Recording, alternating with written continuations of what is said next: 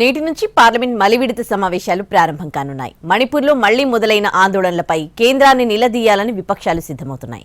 అంతేకాదు అమెరికాతో భారత్ వ్యవహార శైలిపైన అభ్యంతరాలు లేవనెత్తే వీలుంది. అయితే వీటికి మోడీ సర్కార్ ఏ విధంగా స్పందించబోతోంది? అధికార పక్షం వ్యూహమేంటి? మణిపూర్లో మళ్లీ అగ్గిరాజుకుంది. కుకీ జో సామాజిక వర్గం ఆధ్వర్యంలో మళ్లీ ఆందోళనలు ఉధృతమవుతున్నాయి. తాజాగా భద్రతా దళాల కాల్పుల్లో ఓ ఆందోళనకారుడు చనిపోయాడు. దీంతో మణిపూర్లో ఏం జరుగుతుందంటూ పార్లమెంట్లో ప్రధాని నరేంద్ర మోడీని నిలదీయడానికి సిద్ధమవుతున్నాయి విపక్షాలు. మణిపూర్లో ప్రస్తుతం రాష్ట్రపతి పాలన నడుస్తుంది. దీంతో మణిపూర్ బడ్జెట్కు కేంద్ర ప్రభుత్వం అనుమతి తీసుకోవాల్సి ఉంది. కనుక మణిపూర్ బడ్జెట్ను ఇవాళ పార్లమెంట్లో ప్రవేశపెట్టనున్నారు కేంద్ర మంత్రి నిర్మలా సీతారామన్.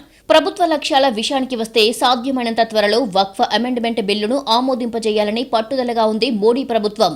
మొదటి సెషన్లోనే దీనికి ఆమోదముద్ర వేయించాలని చూసినా సాధ్యం కాలేదు. అయితే జాయింట్ పార్లమెంటరీ కమిటీ నివేదిక సమర్పించడంతో ఇప్పుడు దానిని ఆమోదింపజేయాలని చూస్తుంది.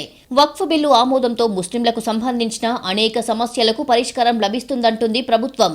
భారత్లో సుంకాలు అధికమంటూ ఇటీవల పలు సందర్భాల్లో వ్యాఖ్యానించారు ట్రంప్. తన వార్నింగ్లకు భయపడి భారత్ దిగివస్తుందన్నారు. దీంతో ఈ అంశంపైన పార్లమెంట్లో ప్రభుత్వాన్ని విపక్షాలు నిలదీసే అవకాశం ఉంది.